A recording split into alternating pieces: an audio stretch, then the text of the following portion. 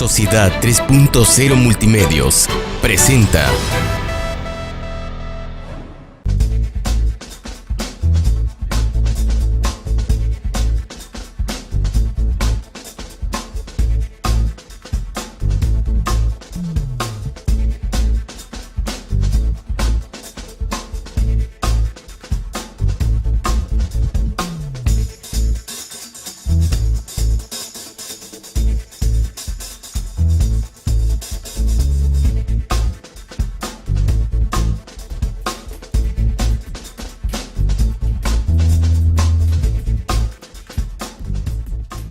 Hola, ¿qué tal? Soy Tomás González Corro y me da muchísimo gusto poderles saludar en una nueva emisión de Agenda TV. Muchísimas gracias por acompañarnos y en esta ocasión se encuentra conmigo aquí en Agenda TV Citlali Bravo. Citlali, mucho gusto de tenerte aquí con nosotros en Agenda TV.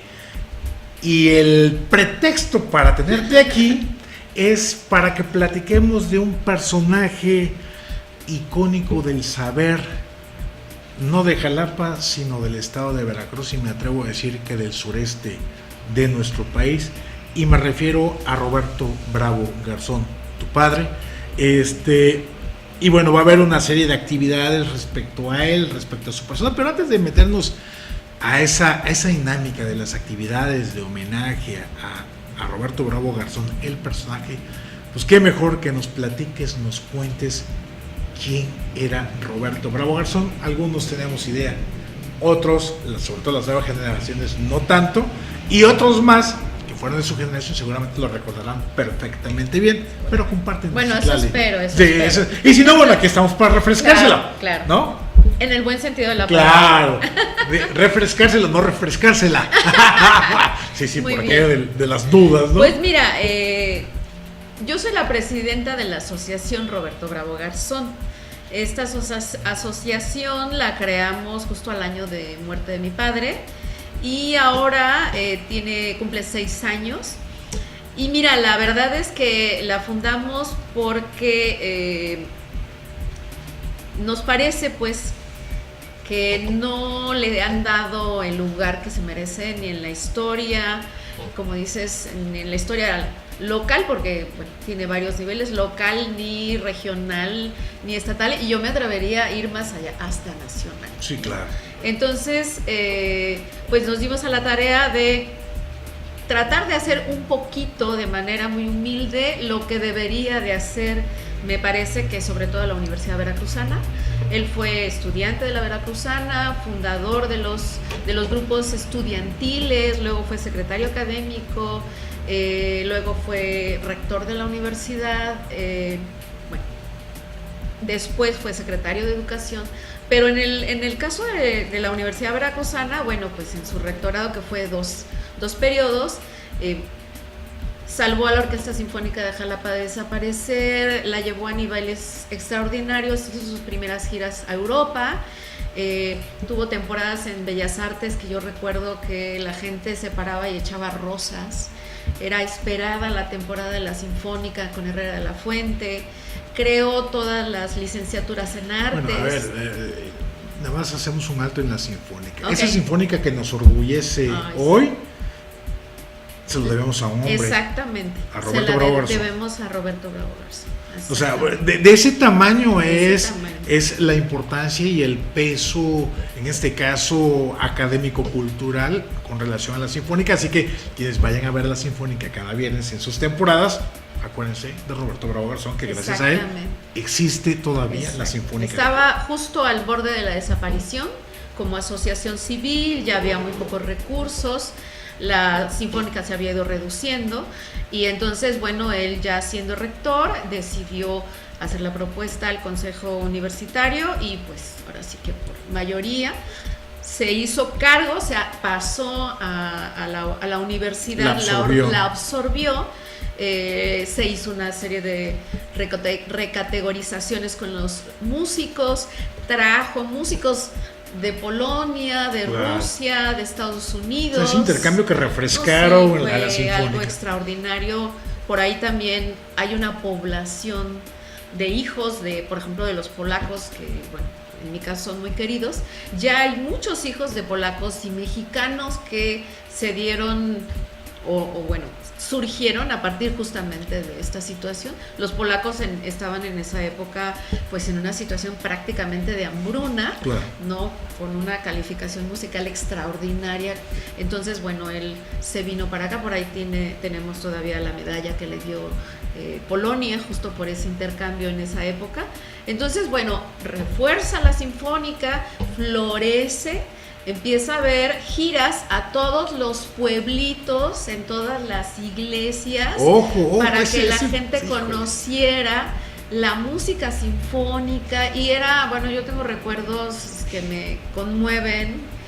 Mi madre era violinista en esa época, y entonces yo recuerdo que a veces se le acercaba a la gente de los pueblos, que es muy sensible, y además en un marco como una iglesia, le preguntaban que si era un ángel o que si era, ¿no?, una santa, porque la veían tocar y entonces eran experiencias extraordinarias. Hicieron con Herrera de la Fuente, con otros directores también, pero con él, bueno, teniendo un nivel, venía de Estados Unidos, de Oklahoma, de la Orquesta Sinfónica de Oklahoma, y hacían giras, te decía, a los pueblitos para que la gente conociera la música.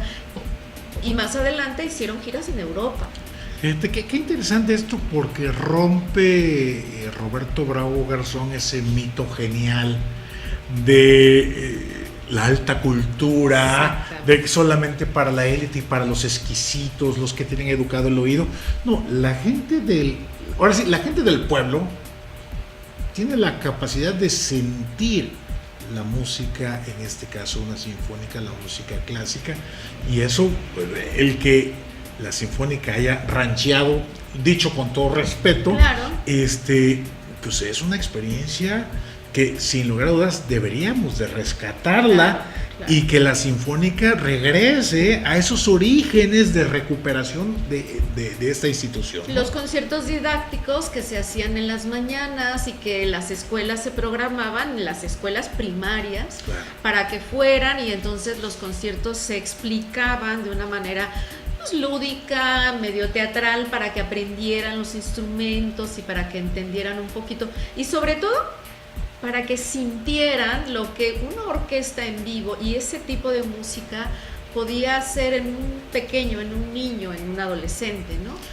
Claro, y un proyecto eso solamente lo pudo haber impulsado un hombre con visión universal, sí, con una visión multidisciplinaria, un poco antes que lo estábamos hablando, un poco antes de prender la cámara, ¿no? Y esta formación de tu padre como economista, pero que no se quedó solamente en lo técnico económico, sino fue muchísimo más allá.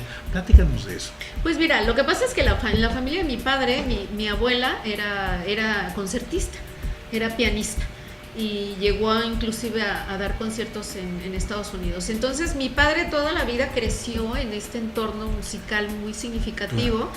Él fue hijo único, entonces tenía esta sensibilidad, y mi abuela, por supuesto, también, además era también ya al final de su vida, bueno, no, durante la mitad de su vida fue bibliotecaria, entonces también estaba muy metido en toda la parte de los libros, que bueno, ese era claro, el conocimiento.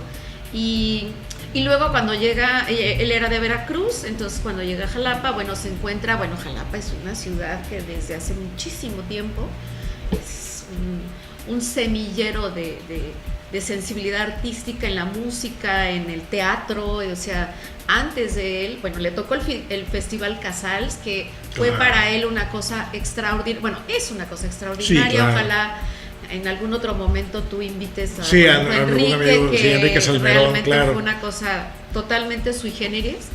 Él le toca, andaba jalando sillas y muy joven.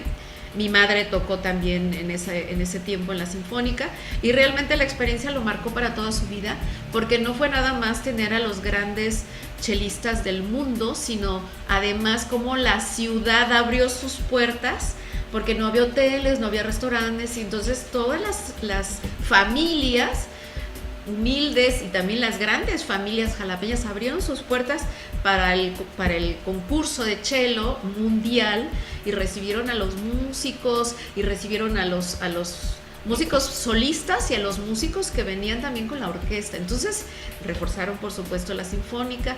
Entonces realmente fue una cosa extraordinaria y el evento humano fue para él que lo marcó. Yo me atrevería a decir que fue lo que lo hizo ver hacia dónde él quería dirigir todos sus esfuerzos desde la política, desde el conocimiento y como yo digo un patriarca nutricio, un hombre con poder, pero con un poder que generaba riqueza en todas las personas, un renacentista, aunque fuera en ese tiempo. Claro. Él era un hombre sumamente comunitario, sumamente generoso y siempre su visión era todos y sobre todo la gente que no había tenido oportunidad. Hay una frase que a mí me dijo que me ha marcado y que además me parece que deberíamos de tenerla muy en cuenta, que me decía, los que hemos tenido la fortuna de recibir conocimiento, tenemos la obligación social de compartirlo con todos que no han tenido esa oportunidad. Claro. Entonces, además, bueno, él en su juventud estuvo en Cuba cuando ganó Fidel, estuvo en los grupos de alfabetización. O sea, él fue un hombre muy de izquierda. En el 68, aquí en Jalapa, lo metieron a la cárcel por defender, ya era director de la Facultad de Economía, por defender el movimiento, por defender a los estudiantes, y hasta el último chico que salió de la cárcel, él no salió. Dijo, yo no me muevo de aquí porque lo trataron de sacar, si todos los alumnos salen. Entonces, sí tenía esta idea muy clara de lo comunitario, claro, desde el poder, pero te digo, en este sentido social. Y bueno, a partir de su rectorado evidentemente fue muy claro cómo lo hizo, porque las artes, las ciencias y todo estaba relacionado, ¿no? Todos iban a la sinfónica, todos iban por ejemplo, a las exposiciones plásticas o al teatro. Él, cuando fue maestro de economía, obligaba a sus estudiantes a leer en la biblioteca teatro, poesía y a ir a la sinfónica. Y si no, no le daba ciertos puntajes. Y muchas veces preguntaban... Seguramente eso que en su momento fue obligación... No, debe ser agradecimiento. Después ahora ha sido, dice, efectivamente nos obligó al principio, después ya no pudimos dejar ni de ir a la sinfónica, ni de leer algo que realmente nos llamaba la atención más allá del área de la ciencia específica, ¿no? Y realmente sí, volvió seres humanos totalmente distintos. Y bueno, tuvimos... No sé, venía Carlos Fuentes al Salón Azul, al Auditorio de Humanidades, vino Netti, él le hizo un homenaje, venía, se me va ahorita, ahorita regresa, que es además bueno, ahorita me acuerdo. En fin, vinieron de los grandes intelectuales. Creadores, intelectuales. Y la gente común se acercaba, platicaba, si tenía algo más específico y todos tenían esta disposición, no eran superestrellas, no, era gente que tenía esta charla, ¿no? Claro, especialistas, pero había eran esos tiempos, ¿no? Donde abrir a la universidad, a la gente, a los estudiantes. Era conocimiento universal para todos. Claro. A ver, porque también no podemos entender la Universidad Veracruzana, nuestra máxima casa de estudio llamada pomposamente, no lo podemos entender también si toda esta apertura y expansión que le dio y le impulsó Roberto Bravo Garzón. Claro. Platícanos de esa parte. Ya me acordé. Monsiváis. Carlos Monsiváis. Yo soy su fan también. Y bueno. Ok, sí, pues mira, él tenía la idea de la descentralización desde que estudió la maestría en economía. Después del 68, él se tiene que ir de aquí y se va a estudiar a México, al Colegio de México. Y desde compañeros suyos de la maestría nos cuentan ahora que él ya tenía muy claro la relación que había entre la producción y cómo desarrollar las áreas de Veracruz. Y entonces ya tenía programada la descentralización y cada zona, qué carreras, también los tecnológicos, tenían que desarrollarse para que esa zona, sí, tecnológicamente desarrollara los cultivos, etcétera. Luego, otra cosa fundamental, decía, es que ¿por qué tienen que venir todos? Hay gente que no tiene recursos para venir a Jalapa o a Veracruz, que era donde estaban casi todas las facultades. Brillantes, chicos brillantes, pues de familias muy humildes. Lo que vamos a hacer es llevar el desarrollo en la formación tecnológica y en las licenciaturas a las zonas. Claro. Y es ahí cuando mucha gente, bueno, ahora pomposamente, como dices, las zonas les dicen los campus, no, bueno, las zonas. Eso es de la época de mi padre, ¿no? Se conoce más o la gente lo recuerda más por el gran desarrollo artístico y cultural, los grupos artísticos, el Tlaenhuicani, la Orquesta de Música Popular, el Moscovita, el Orbis Tertius, ahorita se me escapan. O sea, nuestra base cultural, artística. Eso. Y iban a todos los bailes, hacían conciertos populares, porque él decía, la difusión cultural es para que la gente, eso, ¿no? Decía que solo había dos culturas, la buena y la mala. En todo, en la clásica, en la popular, en todo había solo dos, la buena y la mala. Y para que la gente pudiera distinguir, pues tenía que conocer. Claro, y entonces había que crear públicos. La institución tenía la obligación, dentro de la formación humana, era ofertar también ese conocimiento. Y entonces el ballet folclórico, que después viaja por todo el mundo, en fin, te digo, él siempre tuvo esa visión maravillosa, y yo creo que muchos de nosotros fuimos producto, ¿no?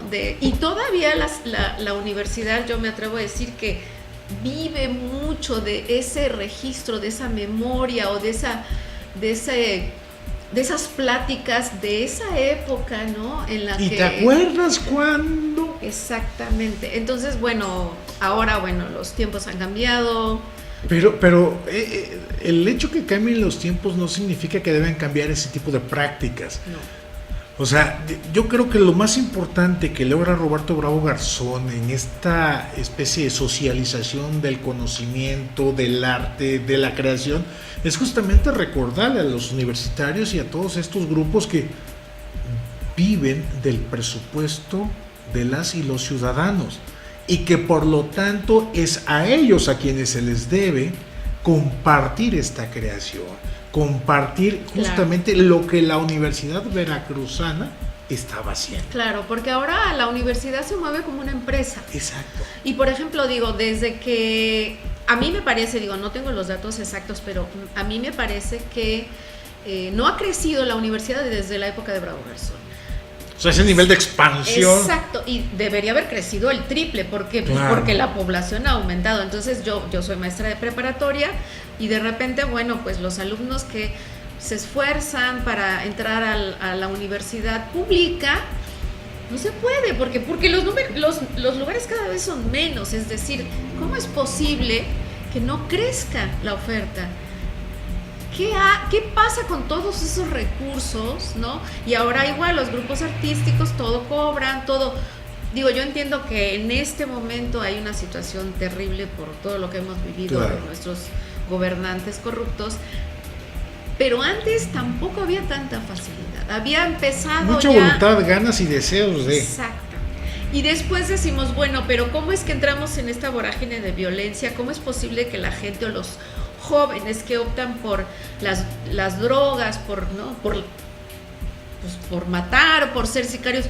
Porque justamente la cultura y el arte es eso que puede sensibilizar y hacer que las personas tengan otras opciones. Y tuvimos, maravillosos ejemplos como el de Juanote, claro, que era un melómano, y que la orquesta sinfónica, cuando él falleció, él iba a todos los conciertos en sus calzones de manta, y siempre se sentaba en las primeras butacas, tenía todos los discos.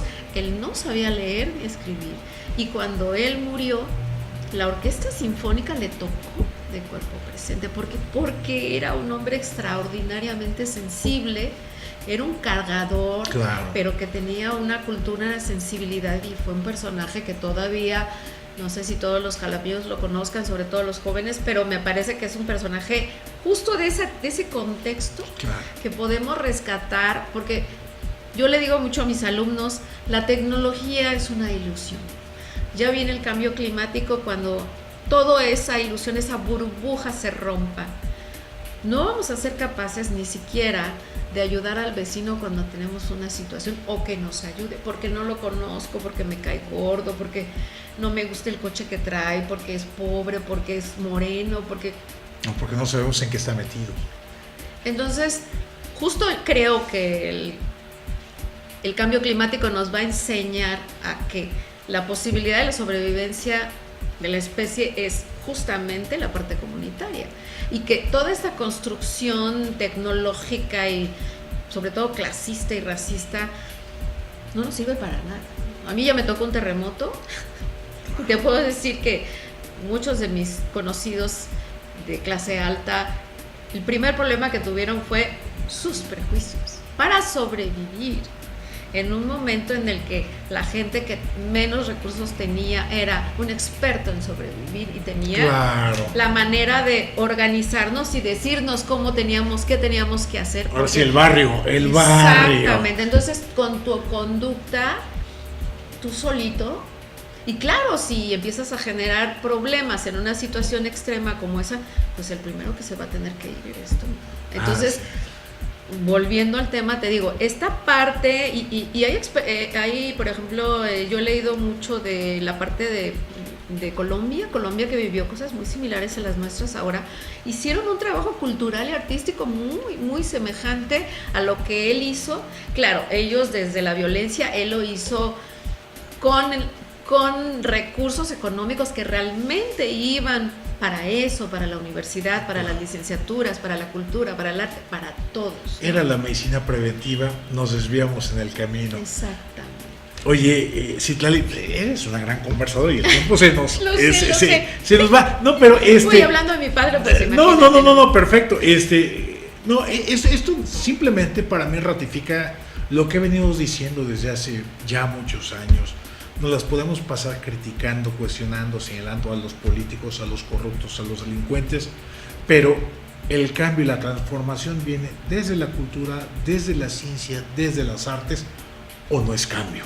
Y desde el individuo, ¿no? Claro. Como yo, ¿qué puedo hacer? Yo, ¿qué estoy pensando? ¿En qué estoy basando, digamos, mis cimientos para hacer una vida conmigo y con los otros, o sin los otros, y por qué, ¿no? Así es. ¿Qué te parece, Citlali, si nos vamos a un pequeño corte, claro, una pequeña pausa?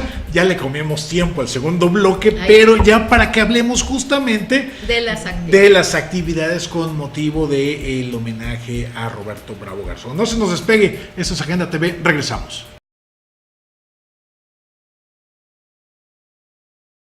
La calidad tiene nombre, Universidad IBES. ¿Por qué somos tu mejor opción? Tenemos un sistema cuatrimestral, docentes capacitados, un plan de estudios avalado por la SEP y CEP, las cuotas más competitivas del mercado. Conoce nuestra oferta educativa a través de nuestro Facebook. Encuéntranos como Universidad IBES. También en nuestra página web como www.ibes.edu.mx o ven a nuestras instalaciones ubicadas en Azueta, número 34, Colonia Centro, en Jalapa, Veracruz. También llámanos al 8-123-456. Bienvenido a la mejor comunidad. Somos Linces, Universidad IBES. Bienvenidos a la mejor frecuencia de radio por internet, Sociedad 3.0 Radio. La radio en conexión con el mundo en conexión con la radio. Sociedad 3.0 Radio. Sintonízanos a través de nuestras diferentes plataformas www.sociedad3.0.com y www.ibes.edu.mx, o también a través de Facebook. Encuéntranos como Sociedad 3.0.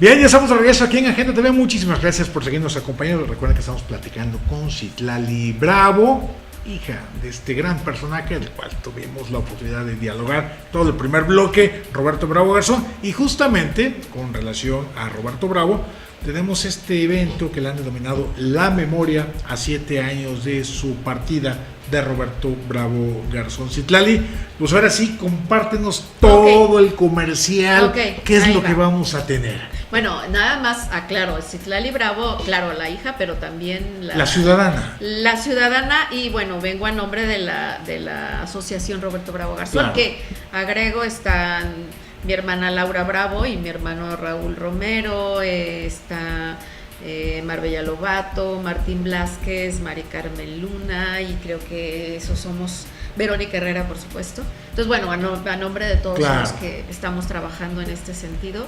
Bueno, mira, rápidamente, este año vamos a tener, que estoy muy contenta de que la Facultad de Economía, la maestra María Ramírez, la directora, ha tenido de veras toda la disposición de colaborar con nosotros y armar pues un homenaje. Entonces va a ser el jueves 23 a las 10 de la mañana en la Facultad de Economía, en la explanada, en el patio donde estaba la piscina. Y bueno, ahí se va a hacer un homenaje, va a haber palabras de la directora, también de uno de los maestros jubilados, el maestro Ignacio Silva, que fue su discípulo y también colaboró con mi padre muchos años. Va a hablar alguien de la asociación también, va a hablar un alumno de los más destacados y también, bueno, ya tiene más o menos antecedentes de mi padre para ver qué nos tiene que compartir, claro, la juventud. También va a haber una ofrenda y un busto que, bueno, no es como quisiéramos, pero existe el busto y vamos a hacer una ofrenda floral.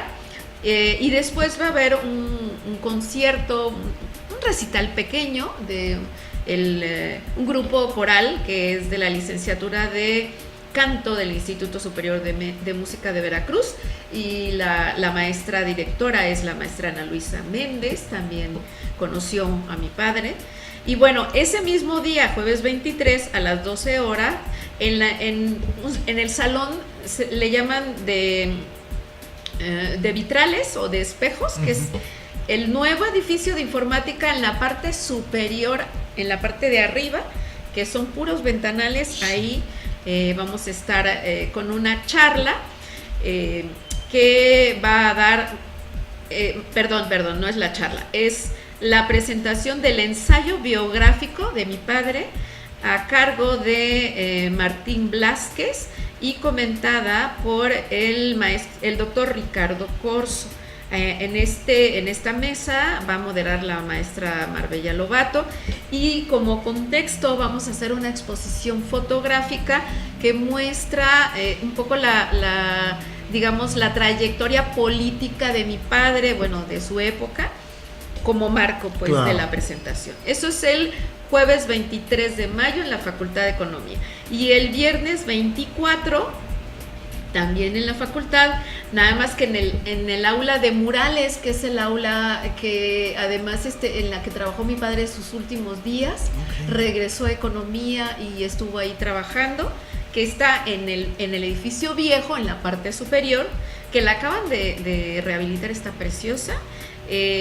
A las 12, ahí será la conferencia titulada La Gnosis y Conciencia Universitaria, el legado de Roberto Bravo Garzón, a cargo del maestro Rafael Arias Hernández. Él es catedrático de la facultad, sí, buen amigo, investigador del Instituto de Investigaciones Estadísticas y Sociales de la universidad, y bueno, discípulo adorado y querido de mi padre de prácticamente toda mi vida. Yo lo recuerdo desde muy pequeña, y bueno, pues seguramente tendrá muchas cosas que compartirnos. Y el sábado 25 de mayo a las 17 horas en el auditorio del Instituto Superior de Música del Estado de Veracruz, que está antes de llegar a la Náhuac, entrando por en Arco Sur. Arco Sur. Entrando en Arco Sur. Ahí vemos el edificio, muy bonito, también está rehabilitado.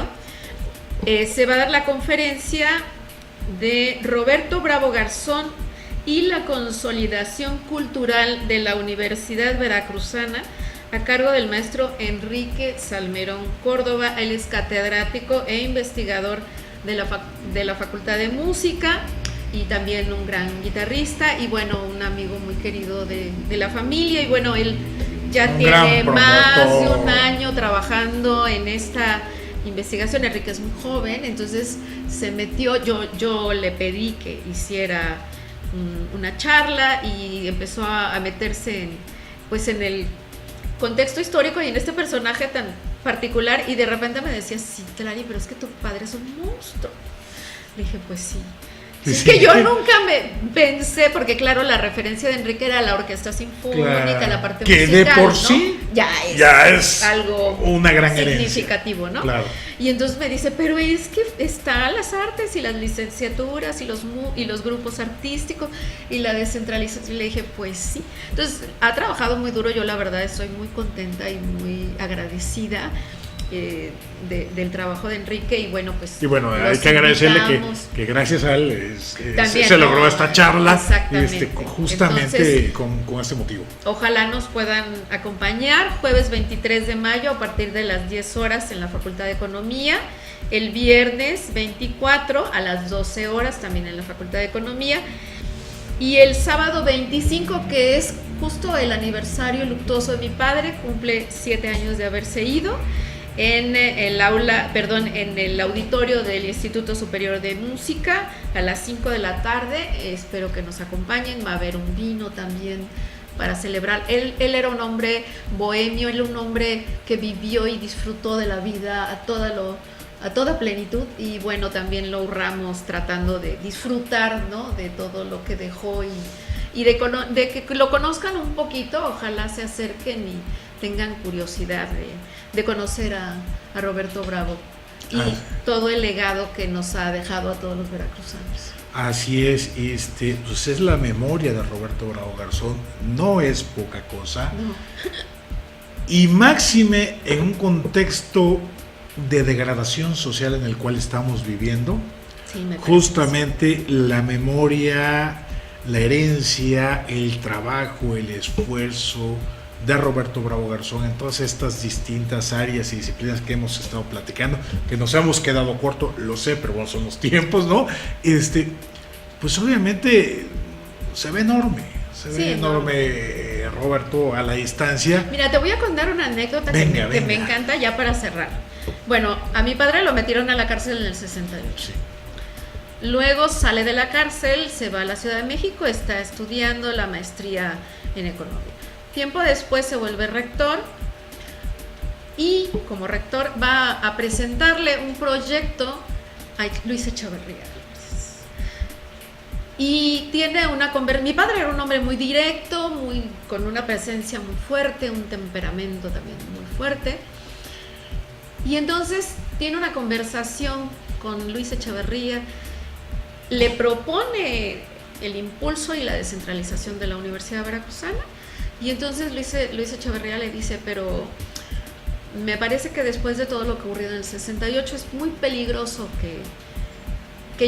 que le demos ese apoyo a los jóvenes.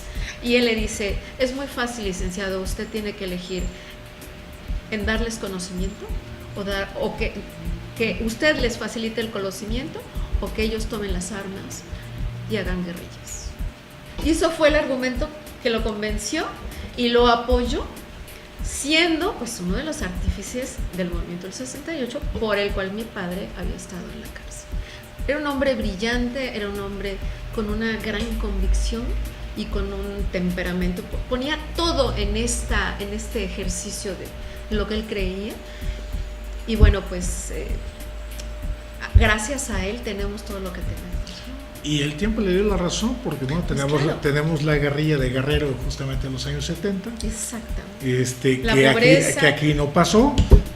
Tenemos obviamente todavía el halconazo del 71 en la Ciudad de México, que aquí no pasó.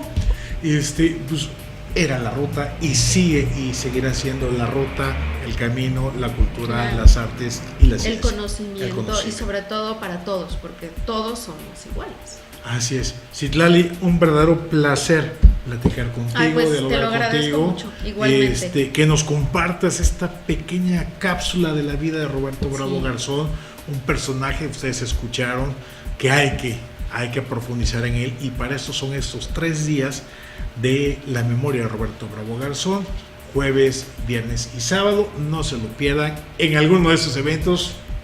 Sin lugar a dudas, ojalá nos acompañen y conozcan un poquito de este gran hombre.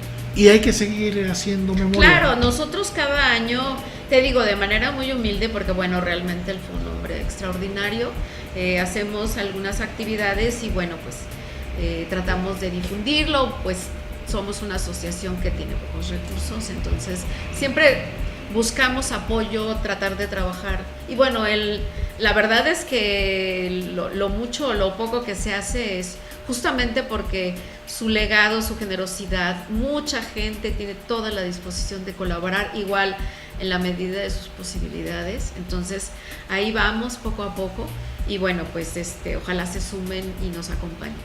Citlali, un gusto enorme platicar contigo. Amigas y amigos, muchísimas gracias por acompañarnos aquí en Agenda TV, en esta deliciosa charla con Citlali Bravo, para platicar de este gran personaje veracruzano, Roberto Bravo Garzón. Soy Tomás González Corro, muchísimas gracias, los espero en la siguiente emisión. Saludos. Sociedad 3.0 Multimedios presentó